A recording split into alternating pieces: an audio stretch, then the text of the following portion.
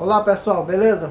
Mais uma vez eu agradeço a todos pelas inscrições aí no canal e meu muito obrigado aí pela força de vocês, né? Estamos aqui com mais esse vídeo, né? Atendendo aí alguns pedidos ainda em relação ao nosso projeto do inversor caseiro, né? Algumas pessoas não conseguiram ainda ter sucesso na montagem desse inversor. Então nesse vídeo aqui a gente vai fazer os testes de cada etapa, né? Então, e dessa forma a gente vai evitar os erros na montagem. Embora seja um projeto bastante simples, mas realmente deixou ainda algumas dúvidas. Então nesse vídeo aqui a gente vai tirar todas essas dúvidas, vamos explicar ainda mais detalhadamente cada etapa, para que dessa forma todos vocês consigam ter sucesso na montagem desse inversor. Eu agradeço aí também a colaboração, as sugestões de vocês. Então, e dessa forma a gente vai incrementando mais algumas novidades, né? Algumas formas diferentes, com o objetivo de se obter uma montagem mais eficiente e ao mesmo tempo uma montagem fácil de se fazer, né? E em breve teremos aí mais novidades no nosso canal. Então, só lembrando que se você estiver assistindo esse vídeo pela primeira vez, você vai ficar um pouco perdido aí, né? Porque nós temos aí 8 vídeos no canal sobre esse inversor. Então esse vídeo aqui é apenas um complemento a esses 8 vídeos que estão no canal, né? Então nos vídeos aí do canal nós vimos aí 2 projetos de inversores, e no primeiro a gente usou aqui o TL494 como um circuito oscilador, né? Eu fiz uma plaquinha somente com a parte aqui do oscilador. Esse daqui usa o TL494. Tem também esse outro aqui, né, que a gente usa o oscilador SG3525. Então tá aqui a plaquinha também só com o oscilador, né? A diferença principal é que aqui no TL494 a gente tem mais componentes, porque aqui a gente usa um circuito drive, né? A gente usa, além da plaquinha osciladora, também a gente utiliza 2 transistores, aí mais 2 resistores e mais 2 diodos, porque esse circuito aqui faz a função driver aqui em complemento com o oscilador do TL494. Então, enquanto esse daqui, né, o do SG3525, a gente vai usar 4 componentes, né, e mais o soquete, né? Então já aqui nós estamos utilizando 9 componentes e mais também o soquete. Então aqui você tem bem mais mão de obra, né? Apesar de ser também muito simples. Aqui é o pino 1, né? Essa trilha aqui é do negativo. Então, o pino 1 ligado ao pino 16 e ligado aqui no negativo, né? Então aqui é o pino 1 ligado aqui no 16 e ligado na trilha do negativo. Então o pino 2 aqui ao 15, 14 e o 13. Então aqui o pino 2 ao 15, o 14 e o pino 13. O pino 3 não é utilizado. O pino 4 vai direto para o negativo. O pino 7 também vai direto para o negativo. Esse aqui é o pino 4 e esse aqui é o pino 7. Então o pino 5 é o capacitor de 4,7 nanofarad e o pino 6 é o resistor de 3,3K. Então temos aqui, né, o capacitor e o resistor. Aqui do pino 8 a gente colocou logo o capacitor 47 microfarad por 16 volts, porque o pino 8 ele é ligado no positivo, e aí a gente está aproveitando logo essa proximidade aqui para ligar o capacitor de filtragem aqui da plaquinha. Então o positivo está ligado no 12 e no 11 e no 8, né? Então esse aqui é o fio do positivo ligado aqui no pino 12 e no 11, e aqui vem para o pino 8, e aqui tem o pino 10 e o pino 9. Então aqui temos o pino, esse aqui é o pino 9 que vai para a base do transistor, e aqui é o pino 10 que vai para a base do outro transistor. Então pronto, aqui nós temos o oscilador. Aqui ele já funciona mandando o clock aqui saindo do pino 10 e do pino 9. Mas só que aí a gente vai acrescentar o circuito drive, que é esses esses componentes aqui, 2 resistores, 2 diodos e 2 transistores. Então nós temos aqui o circuito drive, né, que é esse circuito aqui. Esse circuito ele vai dar uma maior proteção para o inversor. Ele vai proteger aqui o funcionamento dos MOSFETs, principalmente quando a gente usa associação de MOSFETs. Aqui no nosso projeto a gente vai estar usando um MOSFET por cada canal. No entanto, no inversor mais potente, você vai usar vários MOSFETs em cada canal. Então, o circuito drive ele vai evitar que um canal funcione ao mesmo tempo que o outro canal. Ele vai desligar definitivamente um canal para que somente o outro funcione e vai ficar alternando esse funcionamento. Como é que eu entendo o funcionamento do circuito drive, né? Então aqui a gente tem 2 transistores PNP. O funcionamento do PNP é o inverso do funcionamento do transistor NPN. Aqui temos o emissor. Então os 2 coletores estão ligados juntos e eles estão ligados aqui no negativo. Aqui eu tenho um sinal de aterramento para facilitar a demonstração. Então aqui está ligado no aterramento, quer dizer que ele está ligado aqui no negativo da bateria. Então aqui o pino 10. O pino 10 ele vai mandar um trem de pulso, né? Aqui ele vai ligar, vai permanecer ligado. Ele vai desligar e vai permanecer desligado. Então a mesma coisa acontece aqui com o pino 9. Liga e assim vai. Então na medida que o pino 10 ligar e mandar o sinal positivo para cá, já aqui na outra base eu vou ter 0 volts, né? Então eles vão ficar alternando. Então quando eu tiver 0 volts aqui, eu vou conduzir do emissor para o coletor aqui, né? Essa chave aqui vai fechar. O que é que vai acontecer com o gate do MOSFET? Ele vai aterrar o gate do MOSFET, né? Esse caminho aqui fechou.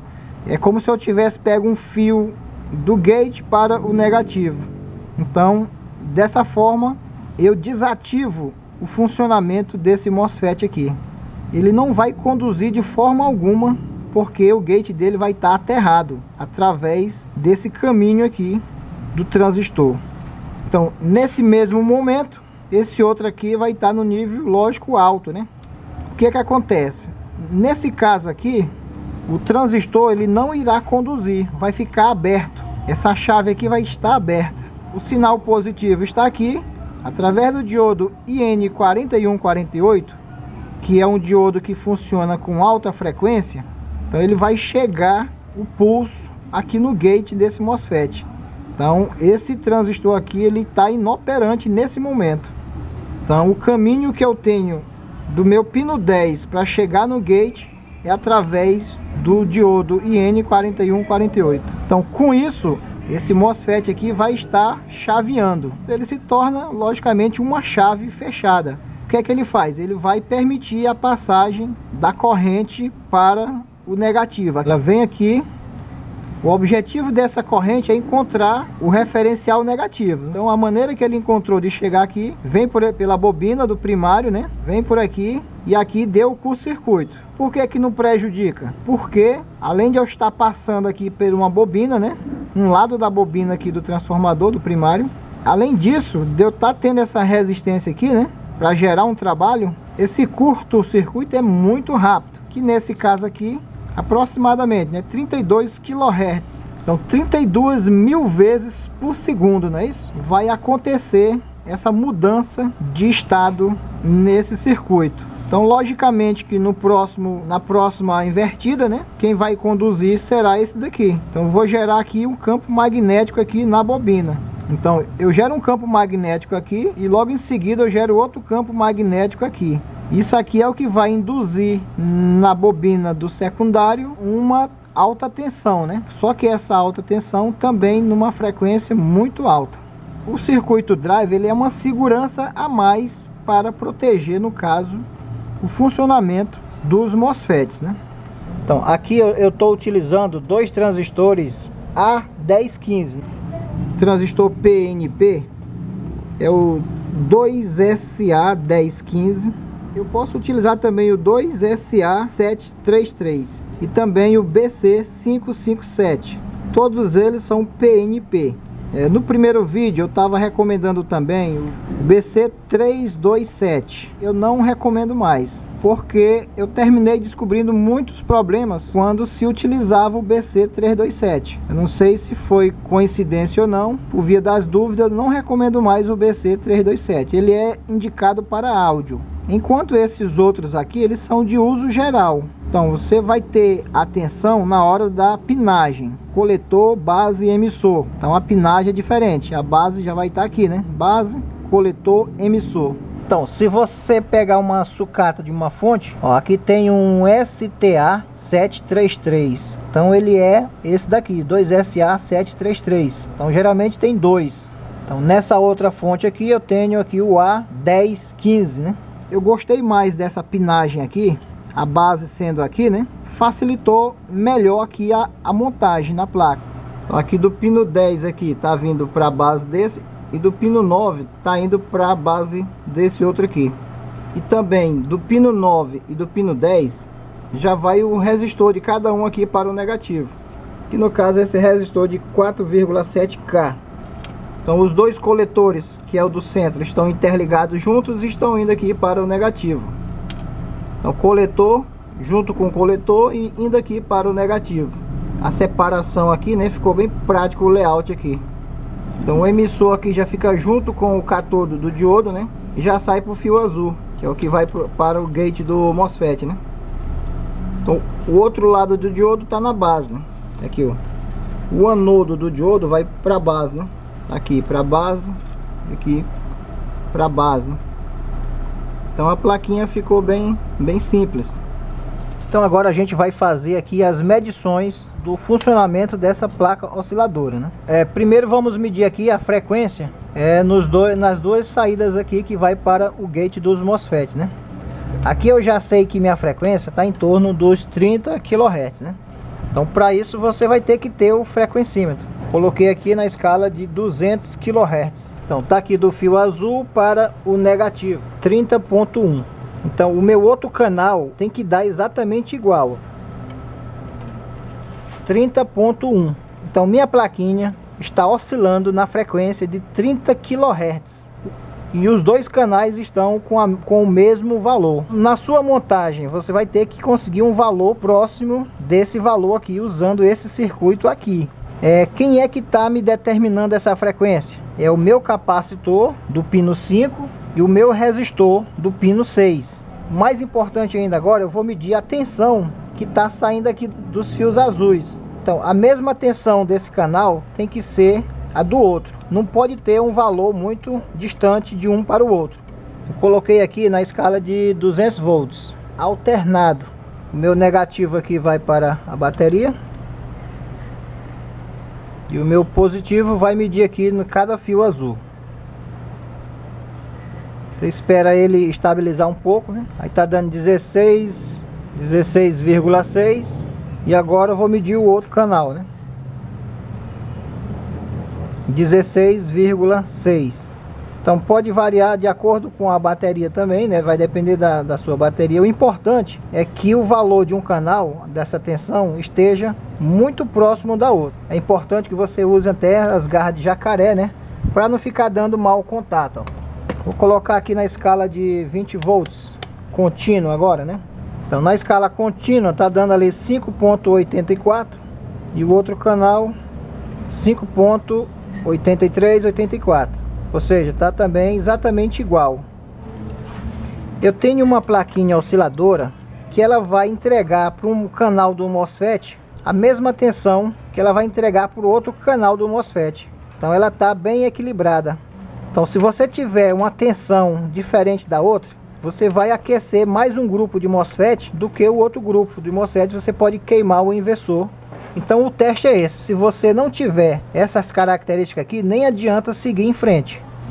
Vamos testar agora o oscilador com SG3525.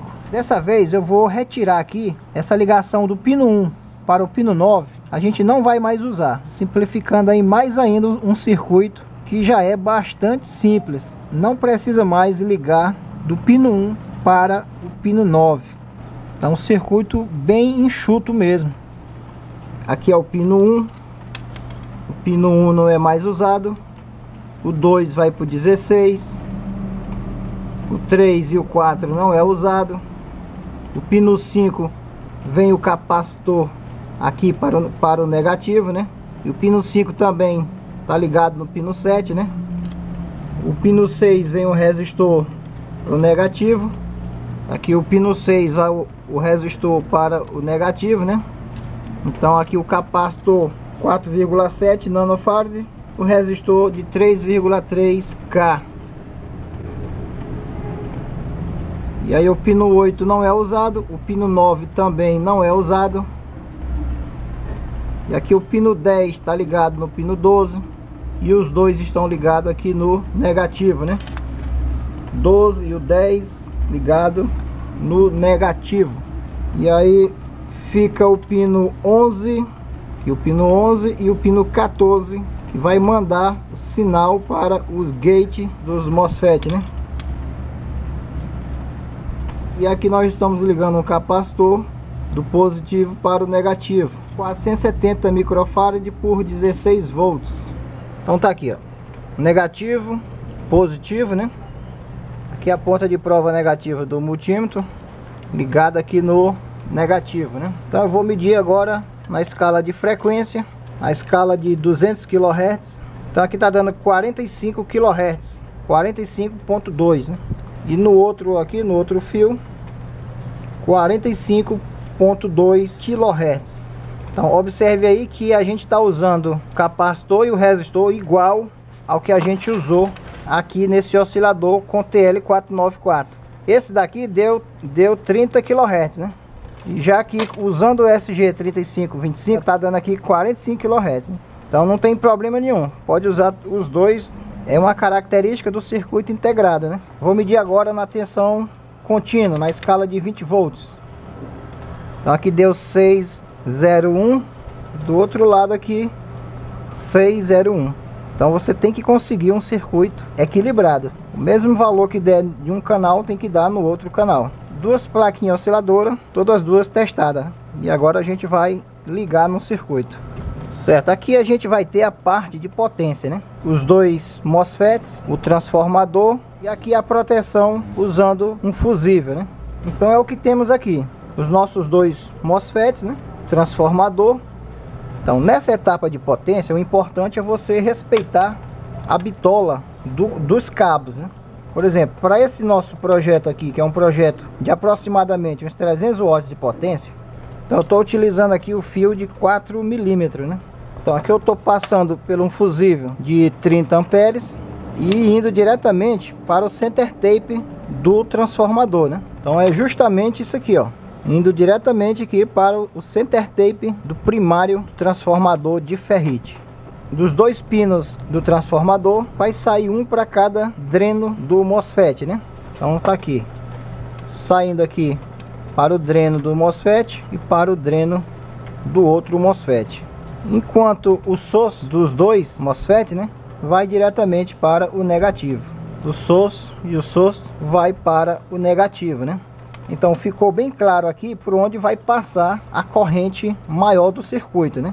Então se você montou uma placa no circuito impresso e as trilhas aonde vai passar essas correntes, você não dimensionou corretamente essas trilhas, então vai dar problema no inversor, porque as trilhas não vão suportar o tráfego da corrente, né?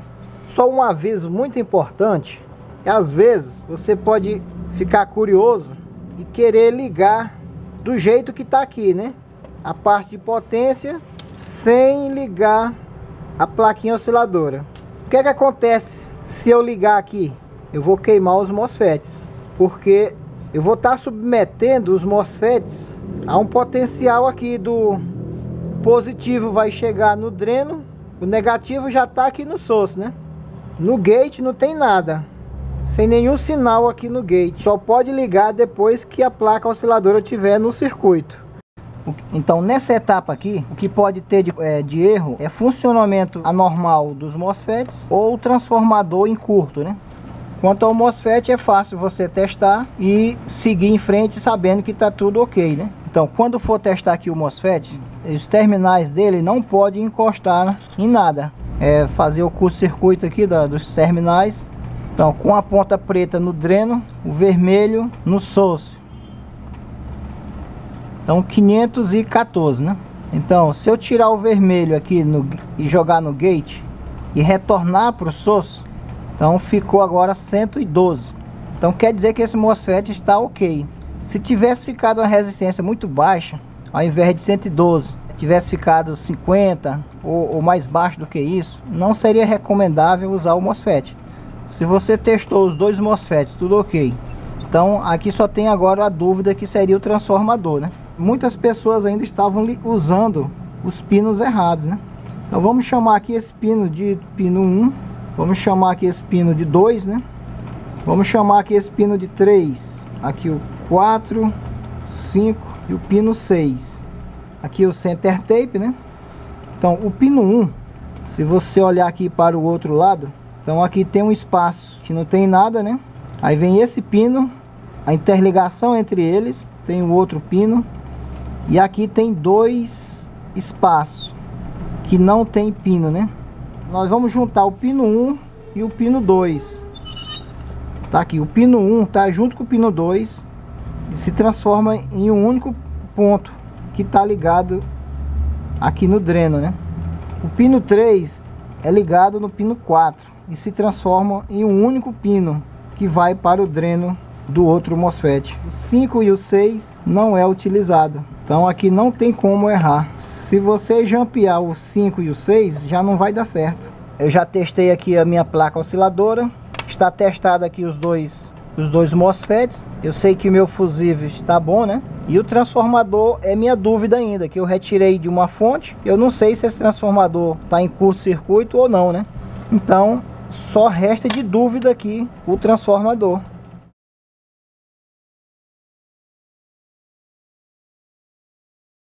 Então aqui eu fiz a interligação da placa osciladora com a parte de potência, né? O positivo aqui da placa osciladora tem que estar ligado aqui do outro lado do fusível, né? Não nessa parte aqui que vai para o center tape, né? Negativo ligado aqui, né? Então os dois fios azuis ligados aqui no gate de cada MOSFET, né?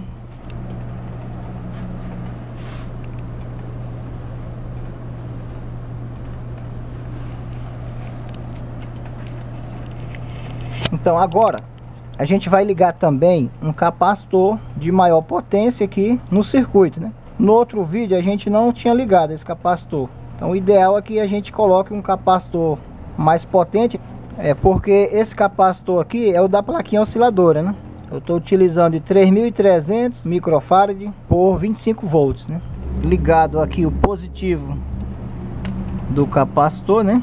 E o negativo do capacitor ligado aqui no negativo. Pronto, a gente já pode fazer agora o próximo teste, né?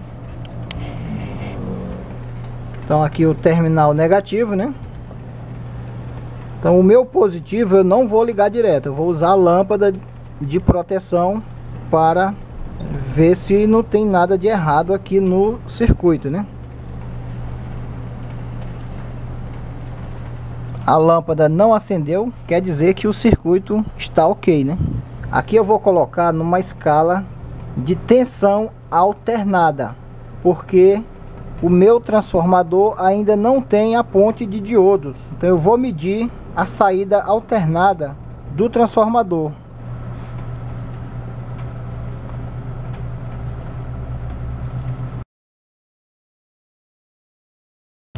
Então eu estou medindo aqui nos dois pinos, nos dois extremos, né? Uma tensão de 570, né? Então por que que essa tensão é alta desse jeito, né? Eu estou medindo aí uma tensão de alta frequência. A frequência dessa plaquinha ficou em 30 kHz. Então eu tenho uma frequência aqui de 30 kHz. O multímetro não vai conseguir determinar com precisão essa alta tensão, né? Eu estou ligando aqui nos dois extremos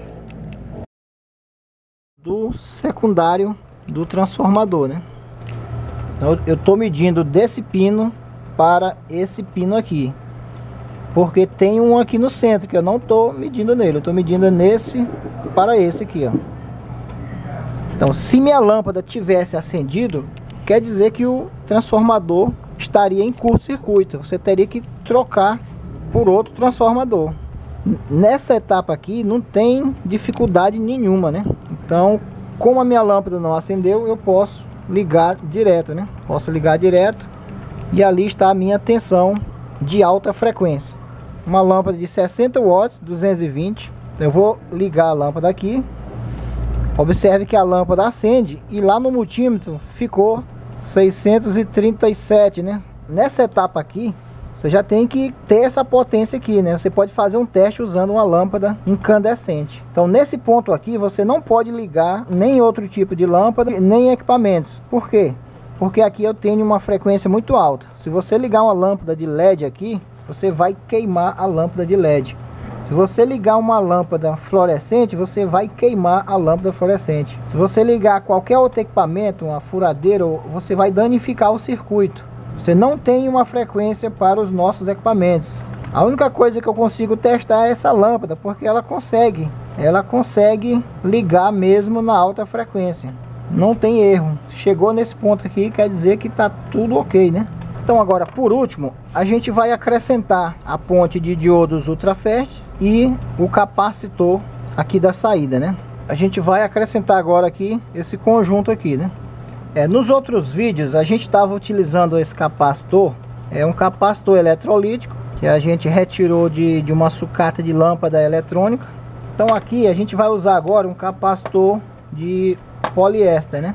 Então tá aqui a ponte de diodo ultrafast, que é igual ao do outro vídeo. Então só que no lugar do capacitor, nós estamos usando agora um capacitor de poliéster, né? Então quais são os valores que eu posso usar nesse capacitor? De 5 nanofarad até 1 microfarad você pode usar. O importante é que você encontre um aí que seja a partir de 400 volts. No caso esse daqui é 1600 volts e ele é de 5,6 nanofarad. Então aqui eu tenho uma gama muito grande de valores que eu posso usar esse capacitor, desde que ele seja acima de 400 volts, né? Então aí fica a sua decisão, querendo usar também o capacitor eletrolítico, pode usar também. Então agora aqui eu estou acrescentando mais componentes, né? Então os diodos, eu posso testar os diodos no multímetro e aí eu posso ter certeza também que os meus diodos estão ok. E o capacitor eu posso testar também o valor do capacitor no multímetro. Ou seja, então até aqui eu tenho todos os componentes testados, não tem como dar erro. Então aqui eu já vou ligar direto. Então aqui eu já vou ter uma tensão contínua, né? Porque eu estou passando aqui pela ponte de diodos ultrafast. Muitas pessoas ainda insistem em colocar diodos comuns para fazer essa ponte e não dá certo. Como eu falei, aqui a gente tem uma alta tensão e uma alta frequência. Então os diodos comuns ele não conseguem fazer a retificação em alta frequência. Por isso que é preciso o diodo ultrafast. O nome já está dizendo, ele é ultra rápido. Ele consegue fazer corte na alta frequência.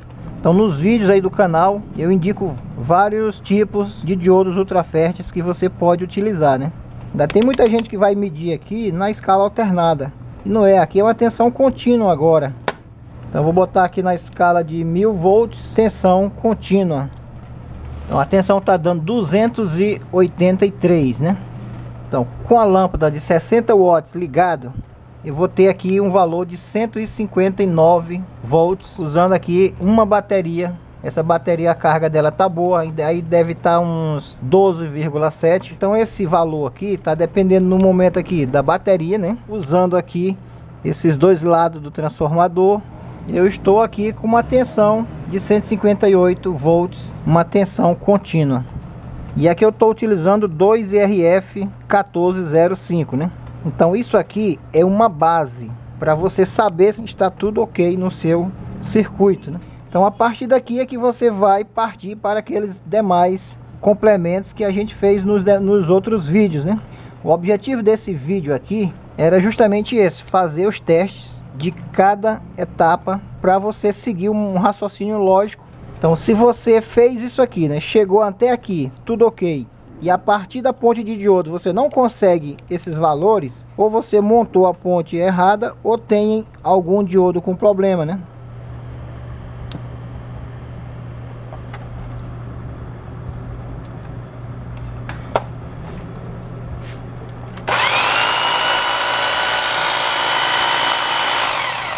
Pois bem, pois então aqui na minha tomada eu já tenho aqui uma tensão contínua, onde eu posso ligar alguns tipos de equipamentos, né? Alguns tipos de motores, né? Como a gente acabou de ver, a furadeira, serra mármore, liquidificador. Nós ligamos também TVs, computadores, qualquer fonte chaveada eu posso ligar aqui. Então, para muita gente é novidade se possa ligar equipamentos com tensão contínua. Então é possível sim ligar equipamentos com tensão contínua, né? É justamente o que a gente fez vários testes nos outros vídeos, né? Então, só que aqui eu não posso ligar, por exemplo, um ventilador. Então, o enrolamento do motor de um ventilador é diferente do sistema de enrolamento da furadeira, por exemplo. Então, no caso, o ventilador só vai ligar na tensão alternada, né? E outros tipos de motores também só irão funcionar com tensão alternada. Então, mesmo assim, eu tenho uma quantidade grande de equipamentos que eu vou conseguir ligar no meu inversor do jeito que está aqui, né? Usando na saída aqui a tensão contínua. Um erro muito comum que eu observei aí é que algumas pessoas tentaram usar, no lugar desse transformador de ferrite, tentaram usar um transformador de núcleo de ferro, né? Então, para esse circuito aqui não dá certo. Por quê, né? Esse transformador de núcleo de ferro, ele foi fabricado para funcionar em baixa frequência. Então ele vai funcionar em 50 Hz, em 60 Hz, né? Lembrando que aqui no Brasil a frequência dos nossos equipamentos é 60 Hz. E em alguns países é 50 Hz, né? Então esse transformador só vai funcionar em baixa frequência. Já o transformador de ferrite só vai funcionar em alta frequência. Então eu não posso usar nesse projeto do jeito que está aqui um transformador de núcleo de ferro. Só vai dar certo com um transformador de ferrite. Então, para que eu possa usar um transformador de núcleo de ferro, primeiramente eu precisaria ter uma placa osciladora na frequência de 60 Hz, por exemplo, né? Então vamos supor que nesse inversor aqui eu troque aqui o meu capacitor do pino 5 e o resistor do pino 6 para um valor onde a plaquinha vai oscilar para 60 Hz. Então nesse caso eu já não posso mais usar esse transformador de ferrite. Ele não pode ser usado em baixa frequência. Então eu teria que colocar o transformador de núcleo de ferro, que é próprio para baixa frequência. Nesse caso, né, usando esse transformador aqui, na saída aqui 220 ou na saída 110, eu já teria uma onda quadrada, né? E também essa tensão já seria na frequência de 60 Hz. Então aqui sairia a mesma frequência do oscilador. Então eu teria aqui 60 Hz, uma tensão alternada com onda quadrada. Então eu já poderia ligar direto qualquer equipamento, logicamente dependendo da potência dos MOSFETs, né? Então no próximo vídeo a gente vai inclusive fazer esse inversor. A gente vai usar esse transformador aqui que eu retirei de um no break. Vamos fazer a plaquinha osciladora em 60 Hz e vamos já usar a tensão alternada já nesses fios aqui. E não precisa de ponte de diodos e nem de capacitor, já está pronto aqui na saída, porque aqui já está pronto para os equipamentos, né? E nesse caso aqui não. Então quando eu uso o transformador de ferrite, eu não posso usar diretamente aqui a tensão alternada, porque é uma alta frequência, né? Então por isso que é preciso usar a ponte de diodos e o capacitor. E aqui então eu tenho uma tensão contínua. Então essa tensão contínua, ela já se livrou da alta frequência. Às vezes a pessoa pergunta qual é a forma de onda aqui na tensão contínua. Então não existe forma de onda, aqui é uma tensão contínua, né? A ponte de diodos, ultrafestes e o capacitor, ele anula a alta frequência. Então ele transforma a tensão alternada numa tensão contínua, né? E nesse caso aqui, do jeito que está aqui, para eu ter uma tensão alternada, como é que eu faço? Então nós vimos aí também nos vídeos do canal. Então para esse circuito aqui eu preciso de outro circuito para converter a tensão contínua numa tensão alternada e na frequência de 60 Hz, que é justamente a segunda etapa do projeto, né? Que é a ponte H feita por MOSFETs, né? Então ela tem uma plaquinha osciladora. Então aqui a gente usou um TL494 na frequência de 60 Hz. Então no pino 8 e no pino 11 sai um clock na frequência de 60 Hz para a ponte H. Então essa segunda etapa, ela converte aqui a tensão contínua numa tensão alternada e já na frequência de 60 Hz, para que eu possa ligar qualquer tipo de equipamento, logicamente dependendo da potência do inversor. Então esse daqui eu preciso de duas etapas, né? Já usando o transformador de ferro, eu só preciso de uma etapa. Então qual é a vantagem desse inversor aqui? Então nós temos aqui os dois transformadores, né? Esse transformador de ferrite, ele tem a mesma potência ou até maior do que esse transformador de núcleo de ferro. Então por aí já começa a principal vantagem, né? Eu tenho mais potência nesse transformador pequeno do que nesse transformador grande, né, de núcleo de ferro. Esse transformador de ferrite, ele pesa menos de 100 gramas. Esse transformador aqui, ele pesa mais de 5 quilos. Só por aí a gente imagina a fabricação de um e de outro, né? Qual é o que vai custar mais para fabricar? Qual é o que vai custar mais para transportar um equipamento, né, devido ao peso, né? Então ele é mais potente, ele é mais leve, então muito mais econômico para fabricar e também para transportar os equipamentos devido ao peso. E muito mais ainda, ele tem mais eficiência energética do que o transformador de núcleo de ferro. Só para dar um exemplo, se eu usar esse transformador do ponto que está aqui para ligar uma TV de 20 polegadas, eu vou conseguir ligar a TV por praticamente 1 hora antes que a bateria chegue em 10 volts. Então, já se eu usar um inversor com esse transformador, usando a mesma bateria, eu só vou conseguir ligar uma TV de 20 polegadas por mais ou menos 25 minutos antes que a bateria chegue a 10 volts, né? Ou seja, nas mesmas condições, eu tenho um rendimento muito superior usando o transformador de ferrite, né? Então, o único inconveniente de se usar desse sistema aqui, usando o transformador de ferrite, é que eu preciso de duas etapas para poder ter um inversor completo, né? Então mesmo assim ainda sai muito mais econômico eu ter uma segunda placa, né, com circuitos para fazer o complemento do inversor, do que eu usar um transformador de núcleo de ferro, que além de ser muito pesado, né, ele consome muito mais da bateria. O mesmo teste que a gente fez para a primeira etapa também pode ser feito aqui no oscilador da segunda etapa. Você vai seguir o mesmo raciocínio. É o mesmo teste da frequência que vai sair aqui dos pinos, que nesse caso aqui é no pino 8 e no pino 11, né? Então você vai medir aqui, tem que estar saindo 60 Hz desse ponto e desse ponto aqui também, né?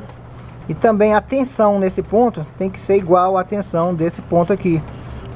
Então agora eu vou retirar essa plaquinha osciladora com o TL494 e a gente vai, no lugar dela, a gente vai ligar essa do SG3525, né?